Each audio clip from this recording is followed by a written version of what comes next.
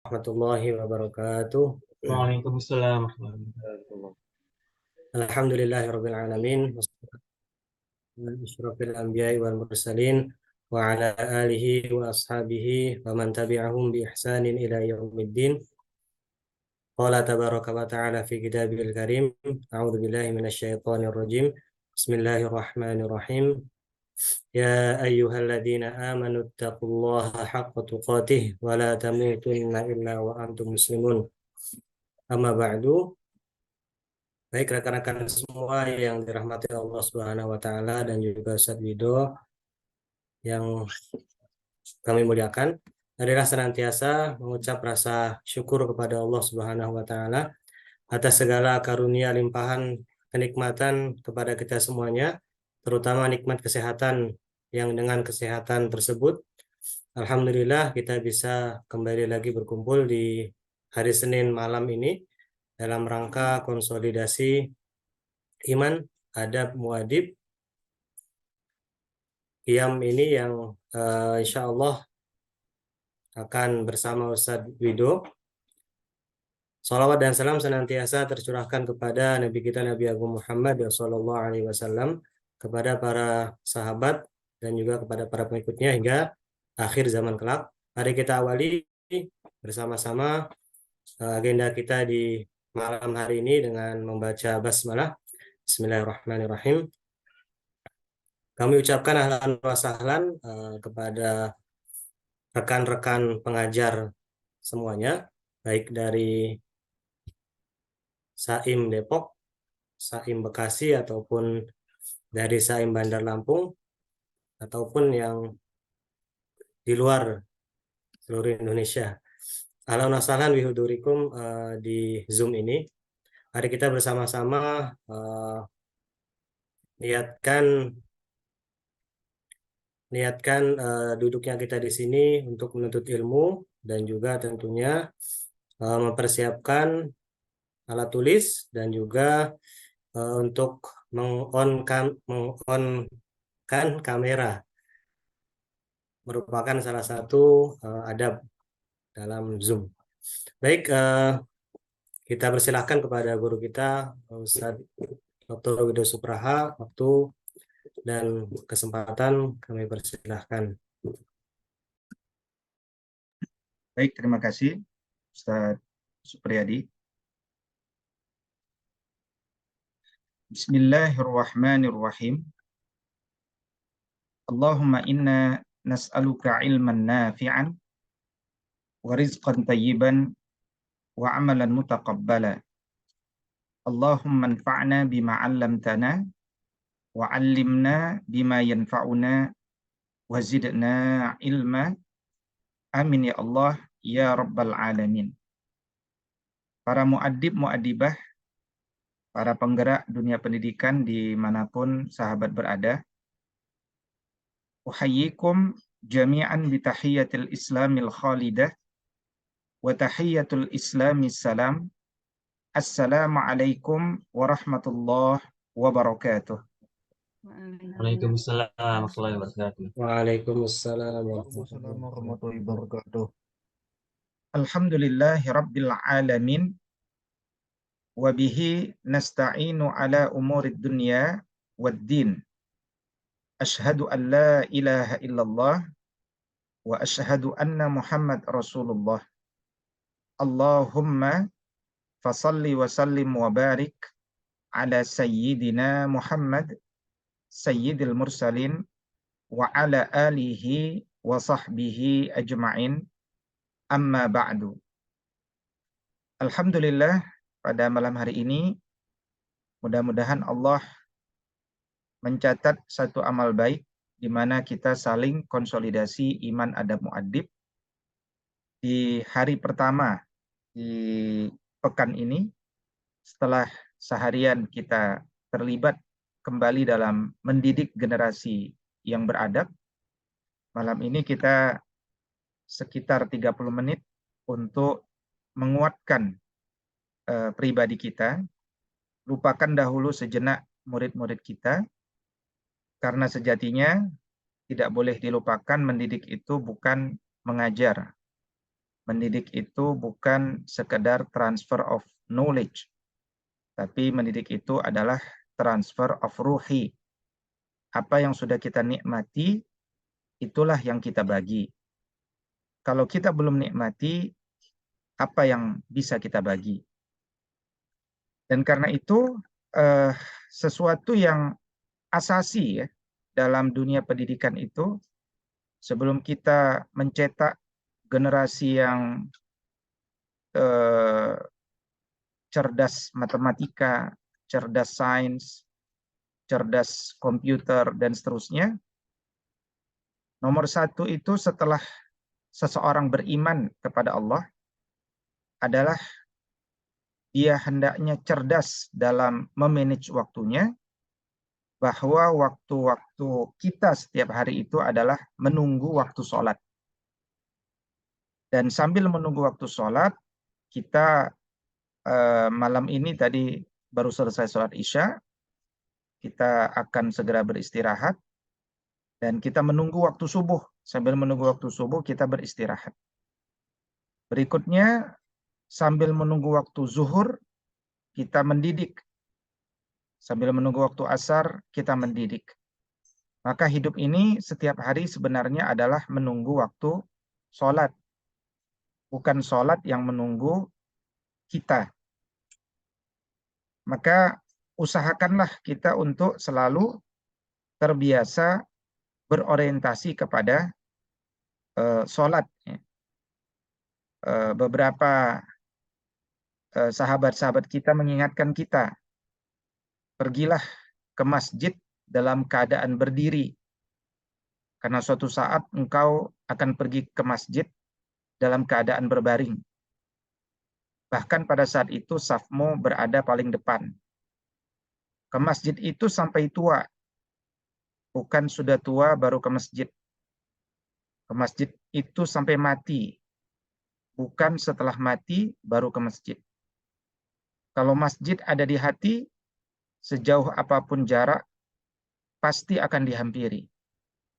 Tapi kalau masjid jauh dari hati, meskipun tinggal bertetangga dengan masjid, entah kenapa kaki pun terasa berat dan jiwa terasa malas. Maka mari kita koreksi diri pribadi bersama-sama, apakah kita ini malas ke masjid atau tidak. Karena barokah dari guru yang rajin ke masjid itu akan terbawa kepada murid yang insya Allah barokah juga senang ke masjid. Minimal di antara seorang yang kita bisa teladani bernama Sa'id bin Al-Musayyib. Beliau itu satu di antara 7 fuqaha Madinah. Sa'id bin Al-Musayyib mengatakan kepada anak laki-lakinya, saya ini semakin rajin beribadah kepada Allah dengan tujuan engkau bisa semakin rajin beribadah dan bertakwa kepada Allah. Nah, ini juga artinya apa? Semakin kita menikmati ibadah, maka insya Allah murid-murid kita pun mudah-mudahan dimudahkan untuk menikmati ibadah. Dan sahabat-sahabat seluruhnya yang memiliki sekolah dan menyelenggarakan sekolah atau guru-guru di sekolah. Di malam ini terlihat di layar ada dari Purworejo, Bu Ustazah Hani, ya ada Ustazah Reni, Ustadz Fayyaz, ya Ustadz Ridho yang sedang sakit, alhamdulillah hadir. Ustadz siapa lagi yang sedang sakit ya? Mudah-mudahan Allah sembuhkan. Tema yang kita ambil pada malam hari ini adalah menikmati sholat itu sumber energi mu'addib. Studi kasus di sekolah adab ya. Di sekolah adab di tahun ajaran ini kita punya target yang sebenarnya target itu sudah sejak awal tapi dikuatkan untuk khusus tahun ajaran ini, yaitu penilaian tersembunyi pembiasan ibadah. Nah, ini mohon tidak dilupakan karena ini akan jadi evaluasi kita tahun ini, yaitu pertama memiliki murid yang terbiasa baik di sekolah maupun di rumah wudhu dengan penuh penghayatan dan wudhunya ramah lingkungan. Yang kedua, murid yang terbiasa sholat dilengkapi dengan zikir, zikirnya lengkap ditutup dengan doa. Nah, mungkin kita sudah mampu mengkondisikan itu di kelas-kelas kita di sekolah masing-masing. Tapi kita butuh dukungan orang tua untuk menyatakan apa adanya, bagaimana progres di rumah. Apakah wudhu mereka sudah seperti yang kita targetkan? Apakah sholatnya sudah seperti yang kita targetkan? Kalau belum, harus berbagi kepada kita agar kita bantu sehingga sukses bersama. Dan disinilah pendidikan itu butuh dukungan dan kerjasama aktif dari orang tua. Ya. Nah, karena itu nikmatilah wudhu kita, nikmatilah sholat kita, supaya murid pun mendapatkan barokah dari kenikmatan yang kita kejar dalam ibadah itu. Nah, satu kitab adab yang akan kita baca pada malam hari ini, yaitu satu karya yang ditulis oleh Syekh Izzuddin bin Abdissalam Al-Muhadzab As-Sulami Ad-Dimashq Asy-Syafi'i. Beliau adalah sosok ulama besar yang dirujuk oleh semua mazhab ya. Masa kehidupannya di tahun 577 hingga 660 Hijriah. Artinya beliau diberikan umur panjang ya, sampai 90 tahun lebih. Guru beliau ada Al-Fakhr bin Asakir dalam masalah usul bahasa Arab dan fikih. Ada Ali bin Muhammad Al-Amidi, Ibn Tabarzat, Bahauddin bin Asakir.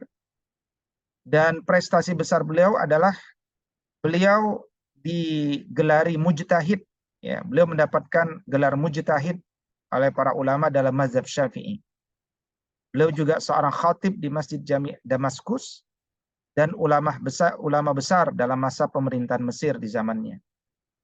Di antara murid beliau yang terkenal ada Al-Hafidh Ad-Dimyati Syarafuddin, ada Syihabuddin Abu Syamah, dan saya kira kita juga mengenal ya Al-Imam Ibn Daqiq Al-Aid. Ini adalah murid daripada Syekh Izzuddin bin Abdissalam. Jadi otoritas beliau dikenal ya. Nah, ini adalah di antara karya-karya beliau. Ya, di antara karya-karya beliau.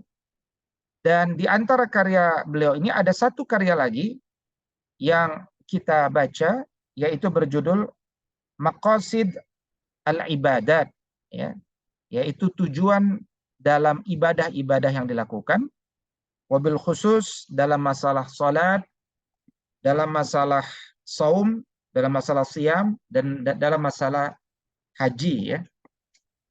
Nah, kita akan membaca poin-poin penting tentang salat yang beliau tuliskan untuk menjadi pemaknaan kita atas salat-salat yang kita lakukan. Dan mungkin nanti saya akan bertanya beberapa hal kepada para muadib seluruhnya. Ya. Baik, berkata Syekh Al-Faqih Al-Imam Al-Alim, ya, sosok yang sangat dimuliakan dengan gelar-gelar yang banyak ini, ya, As-Sadr Al-Mufti Al-Fadil Syekhul Islam Izzuddin Abu Muhammad bin Abdul Aziz bin Abdul Salam bin Abil Qasim As-Sulami Asy-Syafi'i, ya, tawahallahu bil husna wa rattabahu bit taqwa, ya. Dan beliau mengatakan beberapa poin penting dalam hal ini.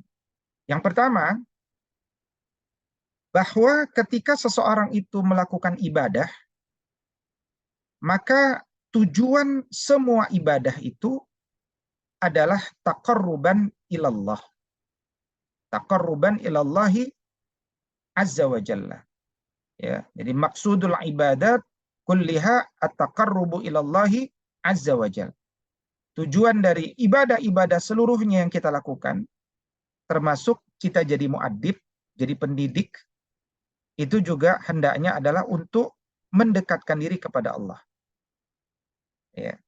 Nah, makna mendekatkan diri kepada Allah itu artinya, kata beliau, yaitu dekat atau mendekat dengan kemurahan Allah dan mendekat dengan rahmat Allah.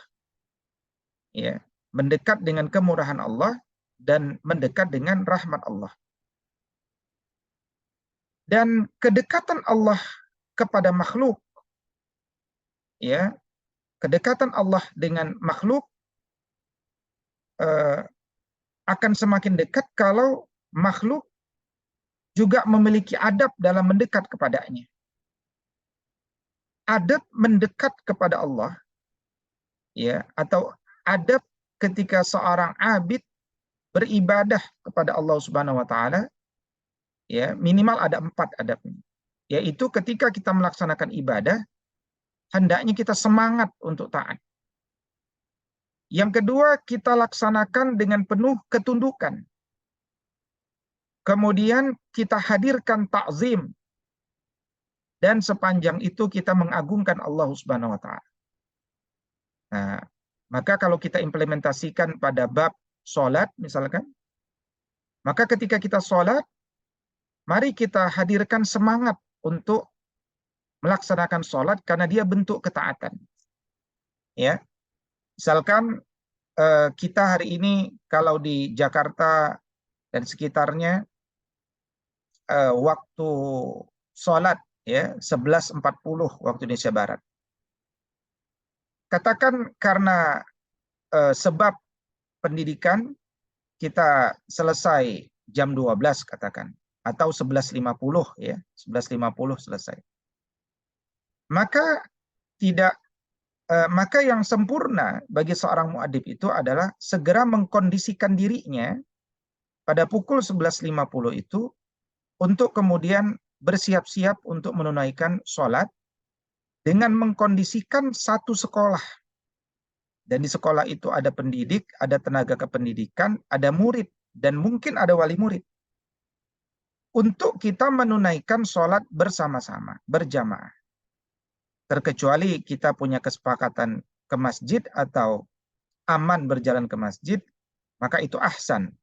Tapi kalau dalam bab pendidikan, di usia sekolah dasar tidak ada masalah kita melaksanakan sholatnya di bersama-sama berjamaah di lingkungan sekolah kita. Maka para guru dia memberikan contoh keteladanan untuk mempersiapkan dirinya. Setelah dia siap, dia kondisikan tenaga kependidikan. Karena antara pendidik sama tenaga kependidikan yang dianggap paling alim tentu adalah tenaga pendidik. Nah, kemudian kita kondisikan seluruh murid untuk bersiap. Mungkin murid-murid ada yang sedang bermain, sedang ini. Kita biasakan murid untuk mempersiapkan waktu sholat, memuliakan waktu sholat. Ya, maka tidak pantas lagi seorang guru kemudian dia masih diingatkan untuk sholat. Dia udah menjadi sesuatu yang inherent. Ya, karena tujuan pendidikan kita nomor 1 adalah setelah mengenalkan Allah kepada murid kita, dan itu adalah menanamkan iman. Yang kedua adalah menunjukkan bahwa punya iman itu nomor 1 adalah sholat. Maka sholat itu harus jadi orientasi nomor 1. Ya.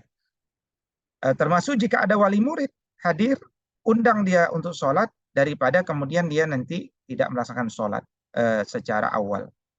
Nah, dilaksanakan secara berjamaah dan ditetapkan ya, siapa imamnya dan seterusnya.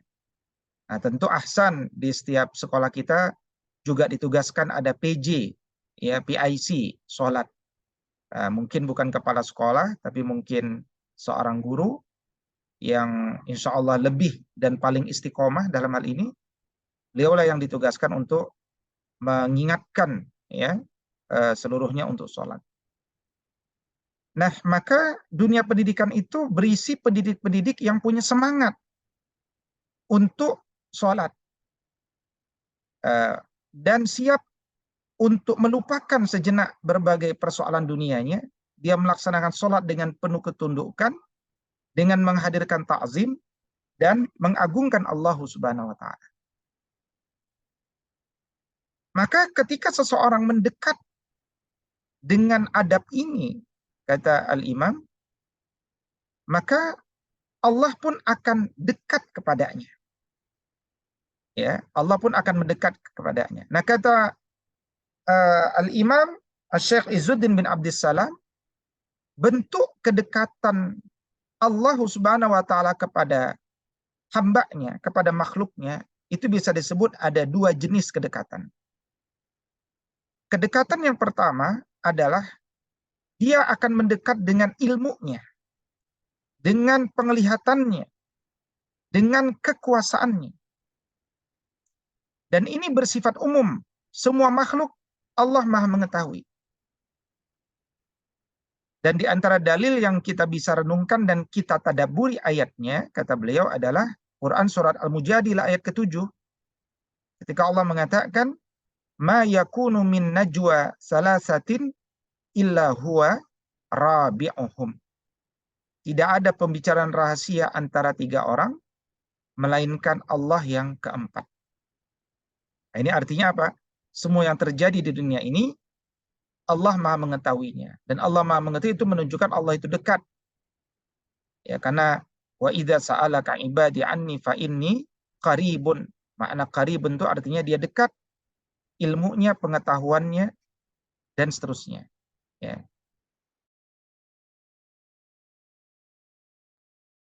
Berikutnya yang kedua adalah kedekatan yang khusus. Ya, kedekatan Allah khusus kepada orang-orang beriman. Nah, ini adalah kedekatan yang mengandung kemurahan dan mengandung kebaikan. Ya, kedekatan dengan kemurahan Allah dan kebaikan Allah. Nah, inilah yang sebenarnya kita kejar nih. Dimana kalau kita tidak mendekat pun, Allah itu sudah tahu tentang kualitas diri kita. Tetapi ketika kita mendekat, itu semata-mata karena kita berharap kemurahan dan kebaikan dari Allah. Dan ayat yang kita bisa ulang-ulang untuk menikmati ini adalah Quran surat Al-Alaq, surat 96 ayat 19. Ketika Allah Subhanahu wa taala mengatakan, "Wasjud waqtarib." Ya, wasjud waqtarib. Dan sujudlah dan mendekatlah. Jadi sujudnya kita dalam rangka mendekat kepada Allah. Salatnya kita dalam rangka mendekat kepada Allah.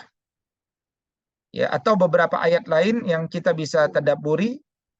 Misalkan di dalam Quran surat di juz 30 itu ada surat Al-Mutaffifin. Ya, surat Al-Mutaffifin ayat ke-28 Allah mengatakan, "Ainay yashrabu bihal muqarrabun." Ainay yashrabu bihal muqarrabun. Ya, mata air yang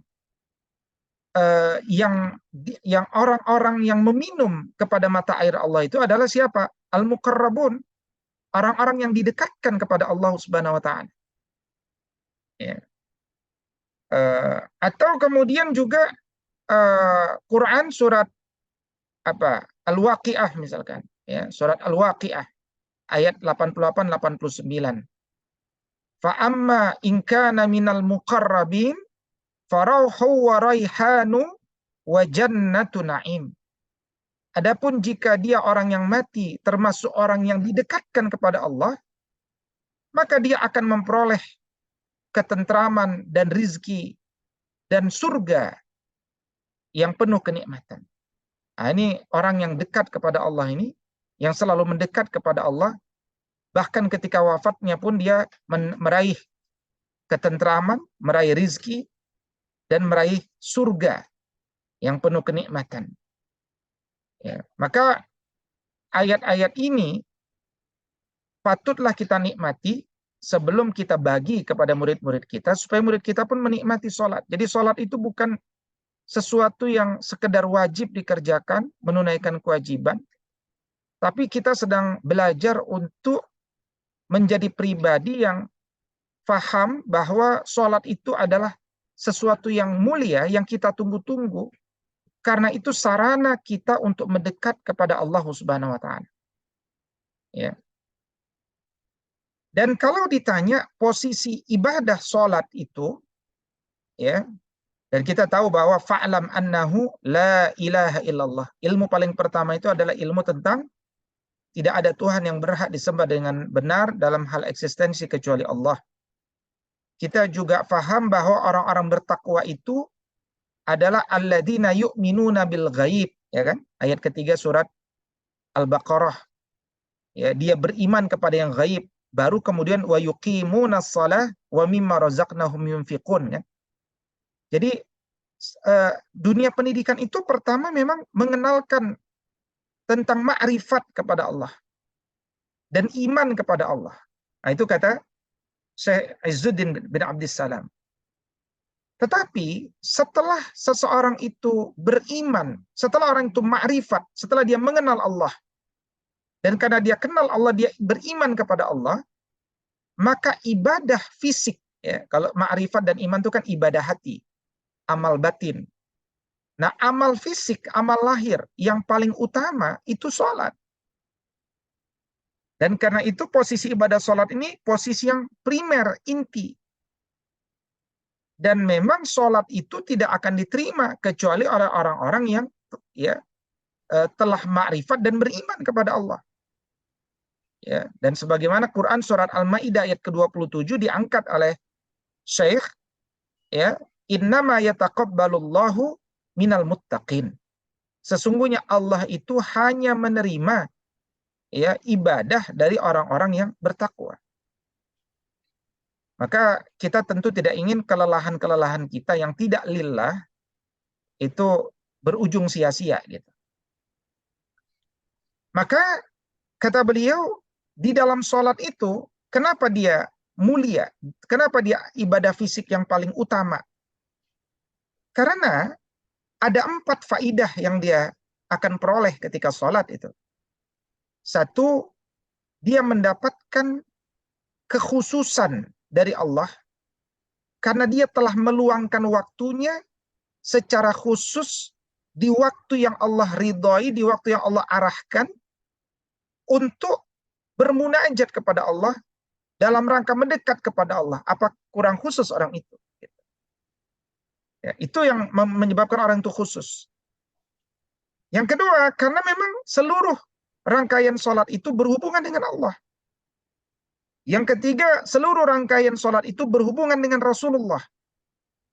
Dan seluruh rangkaian sholat itu berhubungan dengan orang-orang beriman. Ya. Tidak, yang terakhir bukan seluruh, tapi maksudnya ada bagian-bagian daripada sholat itu yang kemudian berkorelasi dengan orang-orang beriman. Yang pertama adalah bahwa dalam sholat itu terdapat kekhususan bagi orang-orang yang melaksanakannya, yang mengamalkannya. Beliau mengangkat hadis riwayat Imam Al-Bukhari nomor 397. Ya. Qala Nabi sallallahu alaihi wasallam, "Innal mu'min idza kana fi shalah fa innama yunaji rabbahu." Ya. Jika seorang mukmin sedang sholat, sesungguhnya dia sedang berhadapan dengan Allah. Ya. Dia sedang berhadapan dengan Allah. Artinya, hubungan dia dengan Allah itu paling spesial itu ketika sholat. Maka di sini kita muhasabah, apakah bacaan-bacaan sholat kita itu sudah kita nikmati untayan demi untayan? Ya, maka tidak pantas tentu bagi seorang muadzib sholat itu seperti ayam mematuk misalkan. Atau sholat itu kita tidak menikmati, ya, kita tidak faham. Ini adalah di antara apa ya kemuliaan seorang muadzib itu adalah ketika dia menikmati sholat-sholatnya, ya, menikmati sholat-sholatnya. Nah, berikutnya bahwa dalam sholat itu faidahnya terkait dengan Allah. Kenapa? Karena sepanjang sholat itu sebagiannya kita isi dengan memuji Allah, dengan menegaskan sifat-sifat kesempurnaan Allah, dengan menafikan berbagai kekurangan yang tidak mungkin atau mustahil Allah miliki, menegaskan Allah itu ahad, menegaskan bahwa Allah itu memiliki kemuliaan yang tidak ada yang sama dan setara dengannya. Berikutnya, bahwa kemudian di dalam sholat itu juga terdapat ya, hubungan dengan Rasul Sallallahu Alaihi Wasallam. Kenapa? Karena di dalam sholat itu kita bersalawat kepada Nabi. Assalamu alayka ayyuhan nabiyyu wa rahmatullahi wa barakatuh. Jadi ada korelasi dengan Nabi. Dan ada korelasi dengan orang-orang beriman. Yaitu apa? Ketika kata muallif, kata Syekh Izzuddin bin Abdussalam, ketika kita membaca Assalamu alaina wa ala ibadillahis salihin. Semoga keselamatan untuk kami dan untuk seluruh hamba-hamba Allah yang soleh. Jadi ibadah sholat ini luar biasa. Ya, selain untuk diri, menegaskan Allah, menegaskan Rasul, dan berhubungan dengan setiap hamba yang soleh. Baik penduduk langit maupun penduduk bumi. Ya, baik penduduk langit maupun penduduk bumi. Bahkan kalau kita perhatikan, sholat itu akan mencegah, ya, saya ulangin, sholat itu memiliki beberapa keutamaan. Ya, sholat itu memiliki beberapa keutamaan. Nah, ini pertanyaan berarti ya. Apakah keutamaan sholat itu? Ya, dan Al-Imam mengatakan ada 4 ya. Ada 4 keutamaan kalau muadzib itu menikmati sholat. Sehingga insya Allah nanti murid-muridnya akan menikmati sholat. Yang pertama, ya, Ustazah Indana, ya kan? Apakah keutamaan sholat bagi orang yang melaksanakan? Satu, di unmute dulu.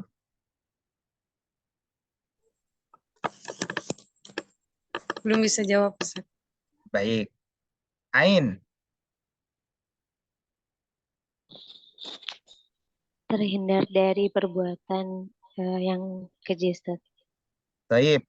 Nah, untuk itu bisa merujuk atau mentadabburi surat Al-Ankabut ya. Surat Al-Ankabut ayat 45. Allah katakan wa aqimis shalah innas salata tanha 'anil fahsya'i wal munkar. Ya kan? Jadi itu 1 dan 2 tuh jawabannya. Kalau ada 4 keutamaan orang sholat itu, 1 mencegah dari perbuatan keji, ya, dan yang kedua mencegah dari perbuatan mungkar.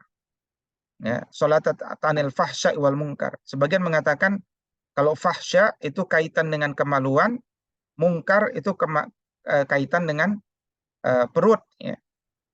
Makanya korupsi, kolusi, ya, nepotisme atau keburukan, ketamakan, kerakusan. Nah, ini akibat perut, ya. Dan yang lainnya akibat fahsya, yang berhubungan dengan kemaluan. Berikutnya yang ketiga, apa kira-kira keutamaan sholat itu? Ustadz Abdurrahman.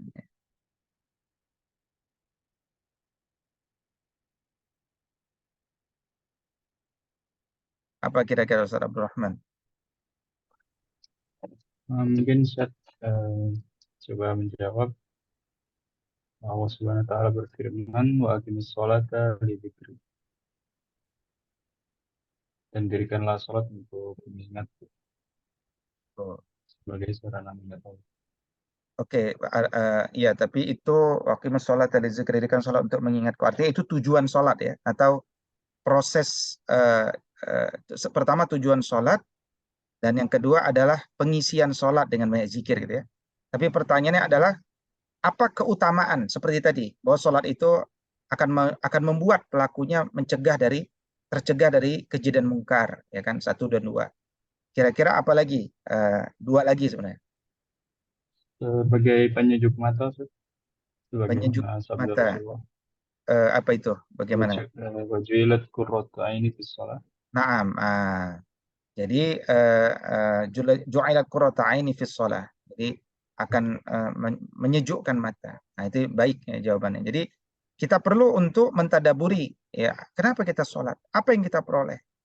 Ya, why-nya itu perlu kita nikmati ya. Ada yang bisa nambahkan yang lain mungkin? Ya. Ustadz Hafif nih kayaknya luar biasa nih mau mencoba. Saya Ustadz Hafif. Menenangkan hati, Ustaz. Apa yang ada di kepala ketika menenangkan hati?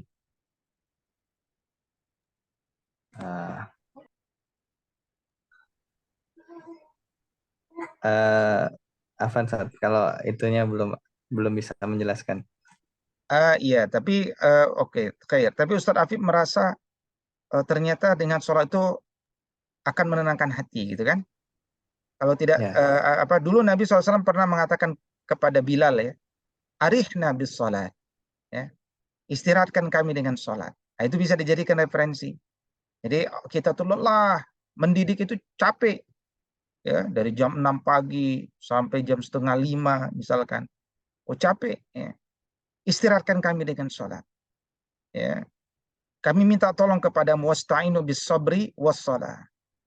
Ya, dan seterusnya. Nah, tetapi kata baik itu udah dua ya, menenangkan penyejuk mata, apalagi tadi menenangkan jiwa gitu ya. Nah, ini jawaban memperkaya.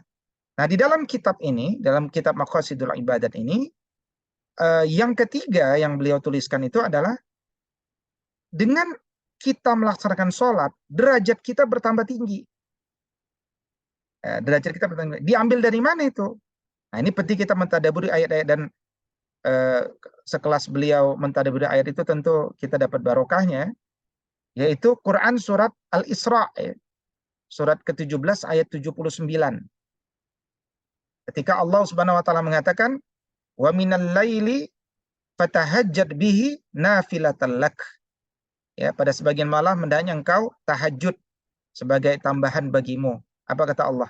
Asa ya ayyab'atsaka rabbuka maqamam mahmuda. Mudah-mudahan Allah mengangkat kalian ke tempat yang terpuji. Nah, itu artinya apa? Soal itu meninggikan derajat seseorang. Kemudian yang keempat, kata beliau adalah dengan melaksanakan sholat, itu akan menghapuskan dosa-dosa. Ya, akan menghapuskan dosa-dosa. Mengerjakan sholat. Ya. Dan saya jadi teringat dengan satu ayat Allah Subhanahu Wa Taala, ketika kita menahan diri kita dari kemaksiatan, Allah hapus kesalahan kita. Baru menahan diri dari kemaksiatan. Dan dalam hal ini ketika kita melaksanakan sholat, akan terhapus dosa-dosa. Nah, kira-kira itu diambil dari ayat mana? Nah, di antara ayat yang berkorelasi dengan hal ini, para muadzib bisa membaca ulang Quran surat Hud. Surat Hud ayat 114. Ya, Quran surat Hud ayat 114. Allah katakan, "Wa aqimis shalah tarafayin nahar wa zulafan minal lail." Dirikanlah salat pada pagi dan petang, ya, dan pada awal malam. Innal hasanat yuzhibnas sayyi'at. Sesungguhnya setiap perbuatan baik akan menghapuskan dosa perbuatan yang buruk. Dan sholat itu kuncinya segala kebaikan. Maka ketika kita mengerjakan sholat, insya Allah sekian dosa kita akan dihapuskan. Nah, ini motivasi. Dan ini adalah di antara maksud Allah memerintahkan kita sholat itu bukan sekedar menunaikan kewajiban.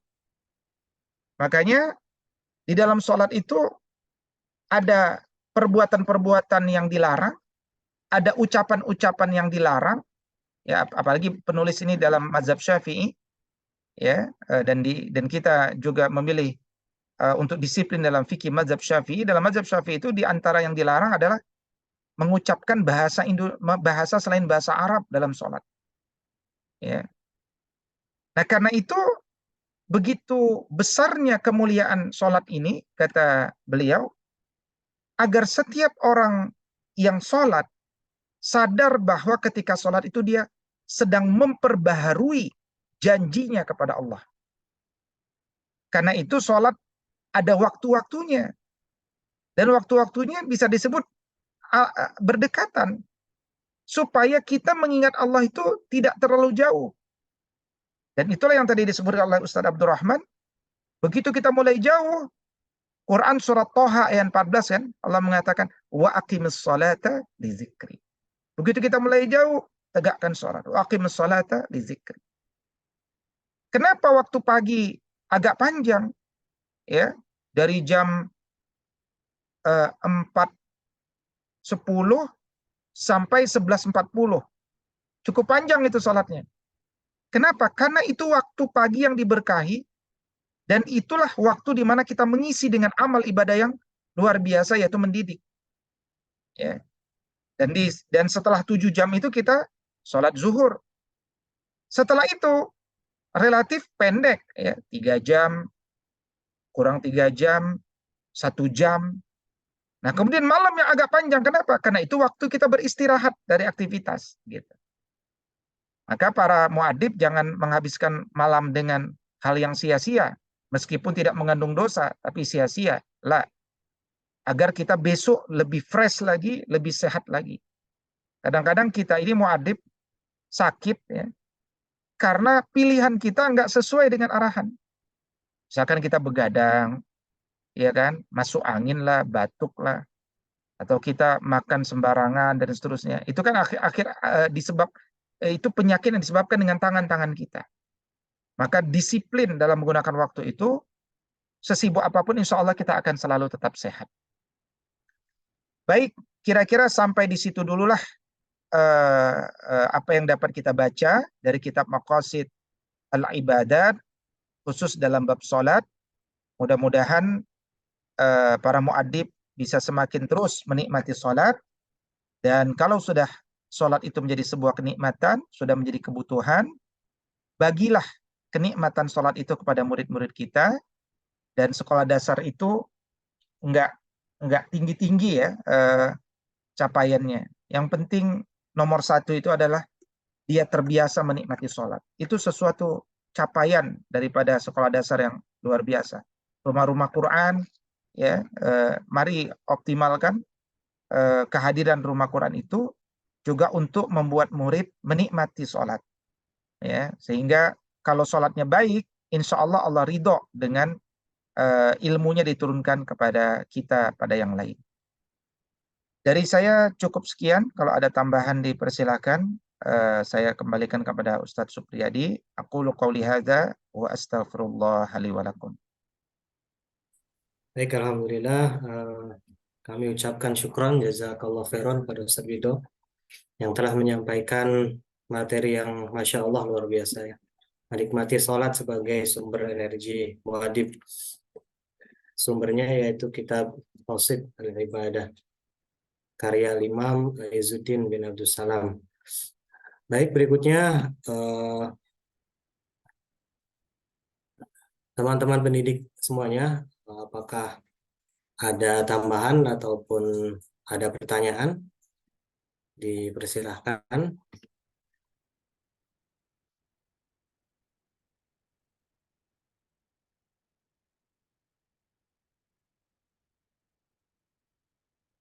Baik, ada satu penanya ya. Silahkan. Ya, terima kasih Pak Ustadz. Perkenalkan, saya Fayaz. Saya ingin bertanya mengenai sholat ini ya.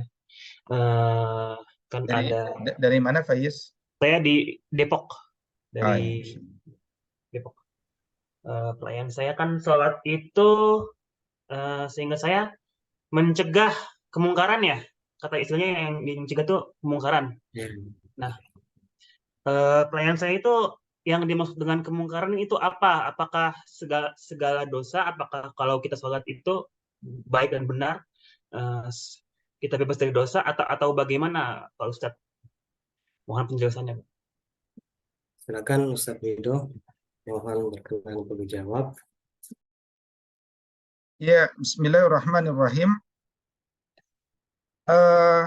Nabi SAW pernah mengatakan, man ra'a minkum munkaran falyughayyirhu biyadihi fa in lam yastati' fa bi wa in lam yastati fabi apa man ra'a minkum munkaran man ra'a minkum munkaran falyughayyirhu bi yadihi wa in lam yastati fabi lisani wa in lam yastati fabi qalbihi fadzalika at'aful iman, ya. Jadi kemungkaran itu adalah sesuatu yang bertentangan dengan perintah Allah. Dan kita ini sedang membangun generasi-generasi terbaik. Dan generasi terbaik itu cirinya kalau dalam Quran surat Ali Imran ayat 110, Allah katakan kuntum khaira ummah ukhrijat linnas ta'muruna bil ma'ruf wa tanhauna 'anil munkar. Jadi kita ini baru disebut generasi yang terbaik. Satu, kalau kita nggak sendirian, tapi kita membentuk ummah. Yang kedua, kalau kita mengenali apa itu ma'ruf, apa itu mungkar. Dan yang ketiga, manakala kita berada di jalan ma'ruf dan kita mencegah berbagai bentuk kemungkaran. Gitu. Maka mungkar itu maknanya adalah lawan daripada ma'ruf. Makanya Luqman misalkan, dalam Quran surat Luqman ya, ayat 17, kan nasihat Luqman tuh, ya bunayya, aqimis shalah. Wahai anakku tersayang, dirikanlah sholat. Supaya engkau punya energi. Untuk apa? Wa'mur bil ma'ruf, wanha 'anil munkar. Supaya engkau punya energi untuk memerintahkan yang baik dan mencegah yang mungkar. Dan dalam melakukan itu, wasbir ala ma asaba. Kalau engkau ada ujian-ujian dari orang yang tidak suka, katakan atau seterusnya, bersabar dengan ujian itu. Inna dzalika min azmil umur. Dan ini sesuatu yang diwajibkan oleh Allah Subhanahu wa taala. Ya. Nah, maka perbuatan kemungkaran itu adalah perbuatan yang akan membuat diri kita tidak terhormat. Ya, membuat diri kita tidak terhormat, membuat diri kita hina. Ya, dan kenapa fahsya keburukan, mungkar juga keburukan. Kenapa ada fahsya, kenapa ada mungkar? Nah, itu dijelaskan tadi, saya sebutkan bahwa fahsya itu cenderung lebih dekat sama kemaluan. Ya, makanya Nabi SAW mengatakan, jaga kemaluanmu dan juga jaga lisanmu, saya akan jaga engkau dari neraka Allah. Ya kan? Nah, sementara kemungkaran itu lebih condong pada perut, dan yang menyebabkan kita rusak kemaluan dan perut. Ya, makanya kalau kita buka Quran surat Al-Furqan surat ke-25 ya, di sana Allah Subhanahu wa taala mengatakan wa idza marru bil lagwi marru kirama. Kalau mereka bertemu dengan orang-orang yang melakukan perbuatan yang tidak mulia, ya, sia-sia, minimal sia-sia saja, maka mereka tetap menjaga kehormatan, mereka tetap menjaga kemuliaan. Gitu. Nah, maka orang yang sholat, dia nggak tertarik lagi dengan hal tersebut. Ya. Karena apa? Karena jangankan tertarik, bahkan orang yang sholat itu justru lebih tertarik untuk menutup berbagai pintu-pintu kemungkaran, bukan bahkan menjadi pelaku kemungkaran itu. Nah, tetapi itu hanya bisa dicapai jika kita menikmati sholat-sholat kita. Agak sulit kita sampai pada tujuan-tujuan sholat tadi kalau kita tidak datang kepada Allah dengan adab, ya, dan dari adabnya telah disebut oleh beliau, juga tidak diisi dengan proses yang baik dalam sholat itu, maka agak sulit kita sampai pada tujuan sholat itu. Kira-kira demikian. Wallahu ta'ala. Syukron Ustaz atas jawabannya, semoga bisa dipahami saja. Baik, berikutnya apakah ada pertanyaan lain? Oh, Ustazah. Silakan Ibu Budi ya.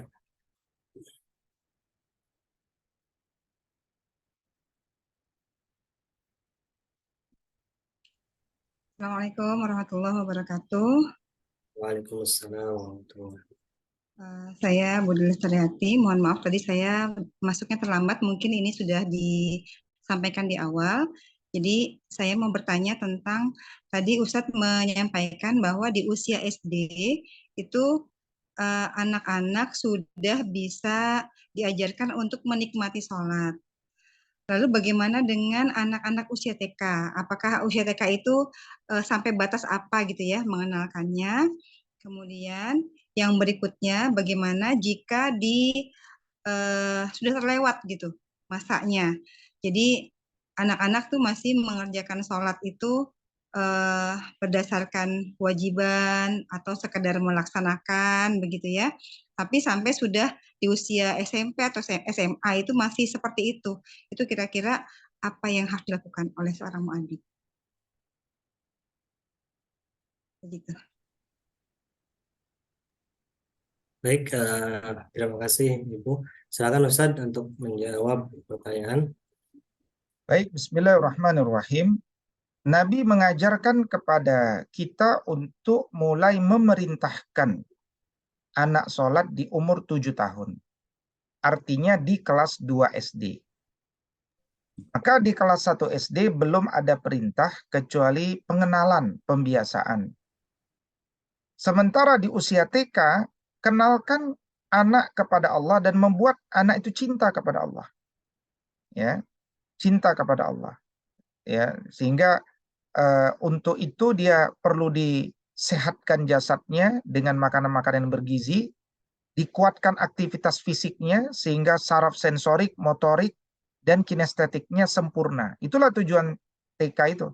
Di TK itu fokus pada sensorik, motorik, kinestetik, kosakata baik, ya itu. Maka gadget itu racun bagi TK, SD maupun SMP. Dia racun, ya. Maka hindarkan sejak itu sehingga untuk TK kinestetik, sensorik, motoriknya sampai. Bahkan dia tidak perlu bisa membaca dan menulis, karena membaca dan menulis itu nanti pelajaran di semester pertama di usia SD. Gitu. Nah, jadi itu titik tekannya ya secara umum. Artinya kalau sekolah tidak mengajarkan sholat pun tidak ada persoalan utama di sana. Yang terpenting adalah apa? Nah, tadi itu sama jawabannya. Ketika nanti dia udah SMP, udah SMA, belum menikmati sholat, harus dimulai dari mana? Maka tadi Al-Imam Izzuddin bin Abi Salam mengatakan ma'rifatullah dulu. Ya, ma'rifatullah itu. Kenalkan tentang Allah. Dan kemudian dialog-dialog iman kepada mereka. Itu lebih penting terlebih dahulu. Ya, jadi kenalkan dia kepada Allah, buat dia cinta kepada Allah dengan dialog-dialog iman. Itulah pelajaran nomor 1. Setelah dia menikmati itu, baru kemudian ajarkan dia sholat sebagai wujud ekspresi cinta kepada Allah. Jadi sholat itu dia belakangan sebagai pelajarannya. Why-nya itu perlu dapat, ya. Why-nya. Nah, sekarang ini kan kita ini langsung how to sholat. Kita ngajarkan how to-nya. Tapi why-nya dia belum dapat. Nah, why itu pelajaran iman. Sementara Islam itu adalah how to-nya, gitu ya. Kira-kira demikian ringkasnya. Wallahu ta'ala. Baik, alhamdulillah. Ada yang bertanya lagi, Ustadz? Bagaimana, Ustadz? Ya, Ibu Budi Ustadz. tadi dari mana? Saya dari Bogor, Ustadz. Oh iya, iya. Baik, khair. Ya, Ustadz, ada satu lagi, Ustadz, ya mungkin. Ya, ini Ustaz Zani dari Purworejo. Ini dipersilakan, Ustaz Zani. Ya, terima kasih Ustadz atas waktunya. Yang ingin saya tanyakan, barangkali bisa sharing ya. Metode apa yang sudah dilakukan di sekolah adab sehingga muadzin dan juga anak-anaknya tuh bisa menikmati sholat seperti itu. Selain tadi yang saya simak itu ada penilaian tersembunyi gitu nggih. Nah, mungkin adakah metode lain yang sudah dilakukan di sekolah adab sehingga guru-gurunya pun menikmati sholat, juga nanti berefek ke murid-muridnya seperti itu. Itu saja Ustaz, terima kasih. Wassalamualaikum warahmatullahi wabarakatuh. Waalaikumsalam. Silakan Ustaz. Pertama, kalau guru-gurunya sudah menikmati sholat, saya belum bisa jawab. Ya, karena itu belum terbukti, ya. Dan yang tahu adalah dirinya dengan Allah. Nah, yang paling bisa dijawab adalah sharing di lapangan. Nah, saya memohon Ustazah Dewi Sartika dari Bandar Lampung untuk bisa berbagi how to membuat murid senang untuk sholat sehingga terlihat anak-anak sekolah adab insya Allah ba'da sholat tidak langsung kabur, ba'da salam tidak langsung berlarian bubar, tapi mereka menikmati hingga sampai doa. Apakah yang dilakukan oleh Ustazah Dewi Sartika? Tafadhol, tafadhol. Baik. Bismillahirrahmanirrahim. Assalamualaikum warahmatullahi wabarakatuh. Waalaikumsalam. Salam kenal buat Mbak Hani dari Ulul Albab Purworejo ya. Ahlan wassalam, selamat bergabung di Muadib Indonesia. Semoga kehadiran kita semuanya bisa memberikan kemanfaatan buat umat ini ya. Kalau di Lampung sama si Ustadz masih proses juga.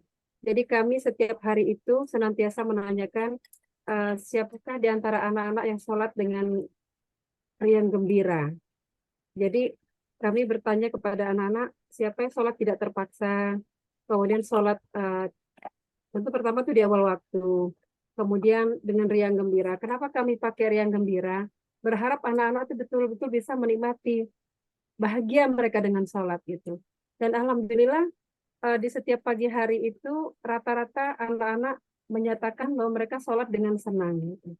Itu pertama. Terus yang kedua, bagi anak-anak yang sholat di sekolah, anak kelas 4, kemudian ada juga sebagian kelas 3 yang memang pulangnya agak sore, agak siang gitu ya.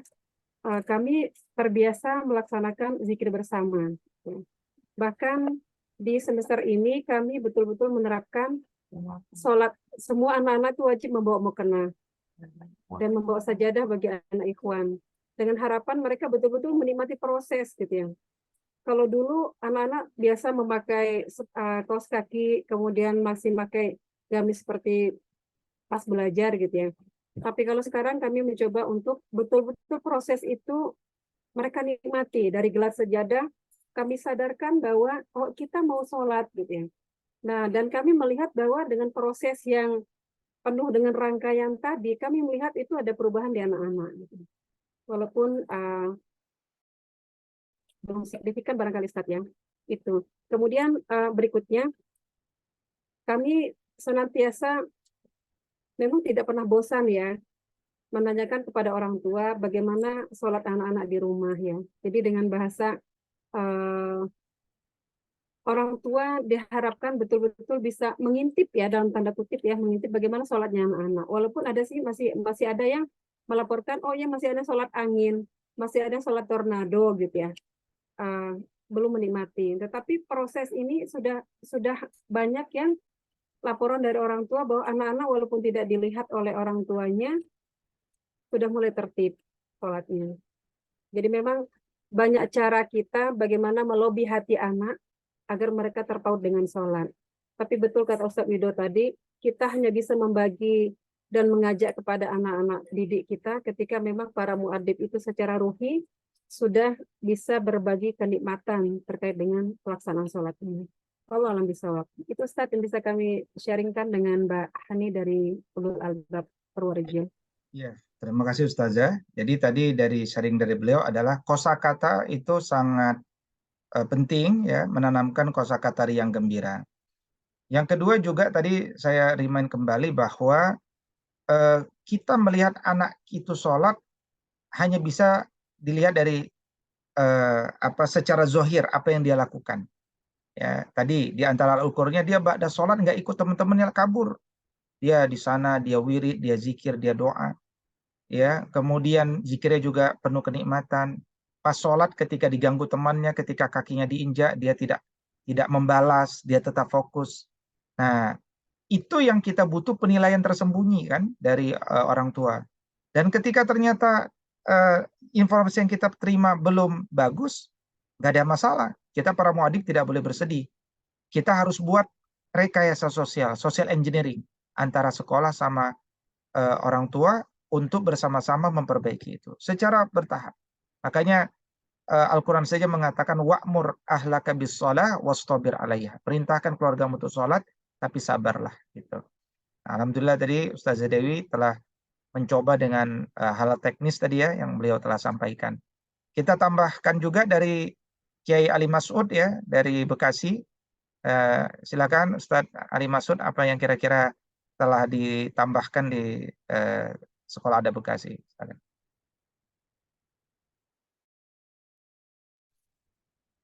Assalamualaikum warahmatullahi wabarakatuh.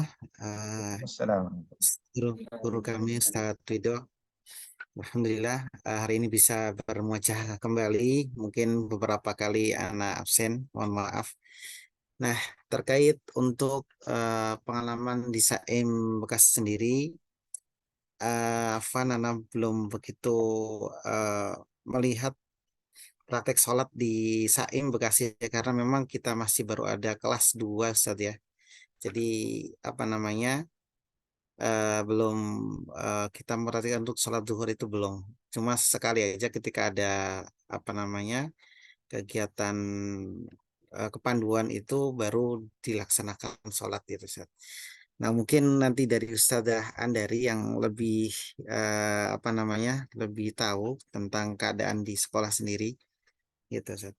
Itu saja dari Ana. Adapun yang lainnya mungkin kalau di sekolah kami sendiri tempat yang lain beda penanganannya manual ya. Manual artinya ya seperti SD, SDT pada umumnya ya sekedar mengingatkan setiap selesai sholat itu kita mengingatkan kembali bagaimana kita sholat itu dari awal itu kita wudhu dengan benar. Kemudian ketika menuju tempat sholat itu memang harus memakai alas kaki suci benar-benar. Kemudian apa namanya selesai sholat zikirnya juga harus benar gitu seperti itu. Dan intinya selesai sholat kita mengingatkan bahwasanya hal-hal yang apa namanya menjadikan sholat itu diterima seperti ketika sujud jidat sama hidungnya harus mencium lantai karena itu bagian daripada anggota sujud. Ketika anggota sujud itu tidak terpenuhi maka sholat kita tidak sah. Dan yang terakhir biasanya kita ingatkan ciri kebaikan akhlak kalian ada tercermin dalam sholat kalian gitu kan. Ketika sholat kalian asal-asalan maka begitulah cerminan akhlak kalian dalam sehari-hari. Kenapa sama Allah saja kalian tidak takut, apalagi dengan manusia? Itu yang sering kami tanamkan di sekolah kami, di sekolah SDIT kami, ya. Karena kami sendiri yang menghandle ketika praktek sholat berjamaah. Itu aja dari Ustaz Dana. Mungkin kalau di Saim Bekasi Ustazah Andari yang lebih tahu ketika melihat keadaan saat kondisi sholat di Saim. Terima kasih. Jazakumullah khairan katsira. Assalamualaikum warahmatullahi wabarakatuh. Waalaikumsalam warahmatullahi. Ya, Anda lupa bahwa di Sekolah Bekasi baru kelas 1 naik kelas 2 ya, artinya pulangnya jam 11 ya, jadi belum pernah sholat zuhur berjamaah. Tapi silakan Ustazah Andari, ada yang mau ditambahkan terkait memulai pembiasan sholat di semester 1 yang berjalan sejauh ini. Silakan.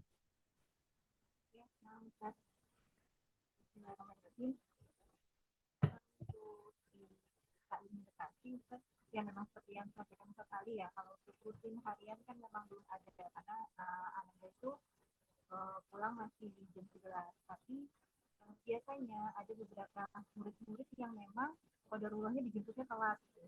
Nah apalagi kan sekarang ini zuhurnya lebih cepat ya, jadi biasanya ketika memang belum dijemput maka kita begitu azan berkumandang kita langsung gerakan anak-anak, ayo ambil wudhu, ayo kita sholat jamaah gitu, agar membiasakan sholat tepat waktu.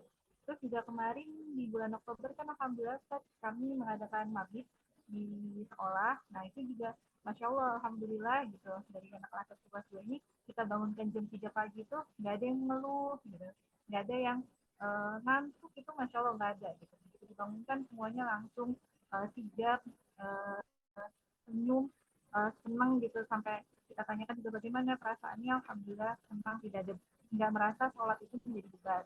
Sejauh ini zahirnya alhamdulillah seperti itu. Terus yang paling rutin setiap pagi ketika mereka datang biasanya salim, nah itu biasanya selalu tanya gimana pagi ini, bangunnya ngambek nggak, habis itu sholat subuhnya gimana, tadi sholat subuhnya terlambat tidak gitu. Atau misalnya Ivan ikut ayah, ikut abi ke masjid atau di rumah, seperti itu biasanya selalu ditanyakan. Tadi sudah anak sampaikan. Assalamualaikum warahmatullahi wabarakatuh. Waalaikumsalam warahmatullahi wabarakatuh. Alhamdulillah ya. Insya Allah yang terpenting adalah tadi ya dialog-dialog iman melalui pertanyaan-pertanyaan motivasi itu hal yang paling mendasar di kelas 1 dan kelas 2. Sembari paralel kita mulai mengenalkan bagaimana sholat yang baik ya. Dan nanti alat ukurnya itu di kelas 3 dan kelas 4 adalah tadi yang saya sebutkan ya, bahwa kita memantau dan ini butuh informasi-informasi akurat juga dari orang tua atau dari intelijen guru yang mungkin ditugaskan sholat di tempat-tempat murid berada ya. Jadi itu akan jadi evaluasi kita bersama untuk sama-sama memperbaiki. Ya.